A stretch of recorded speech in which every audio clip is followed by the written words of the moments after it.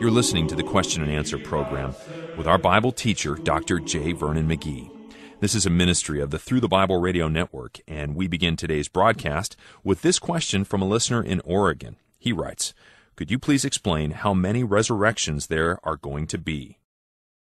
There are two resurrections, the resurrection of the saved and the resurrection of the unsaved. The Lord Jesus said, you will recall, that some that will be raised to everlasting life, and some will be raised for judgment. Now, he makes this statement, and I think I ought to read this. I'm reading now John 5:24. Verily, verily, I say unto you, he that heareth my word, believeth on him that sent me, hath everlasting life, shall not come into condemnation, pass from death unto life. Verily, verily, I say unto you, the hour is coming, now is, when the dead shall hear the voice of the Son of God. They that hear shall live. That is, I think, the rapture. For as the Father hath life in himself, so hath he given to the Son to have life in himself, and hath given him authority to execute judgment also, because he is the Son of God. Marvel not at this. Now listen to this. For the hour is coming, in the which all that are in the graves shall hear his voice. Now, and they shall come forth, they that have done good unto the resurrection of life, they that have done evil unto the resurrection of damnation or judgment.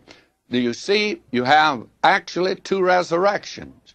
Now, we are told that first resurrection goes in a series. You have, for instance, first the taking out. In fact, Christ is the first fruits. Afterward, those that are Christ, it is coming. They will be taken out at the rapture. Now, the Old Testament saints, I do not think, are raised at that time. They're not raised, according to Daniel 12:1, until after the Great Tribulation period. They are raised to enter the kingdom here on this earth. Then you have the resurrection. We're told of the tribulation saints. And we're told that that's the first resurrection. That is, that ends the first resurrection. And you have, therefore, three definite groups: the church, the Old Testament saints, and the tribulation saints. Now, they are the ones that are included in the first resurrection. Then you have the resurrection of the lost. At the end of the millennium, there is the great white throne.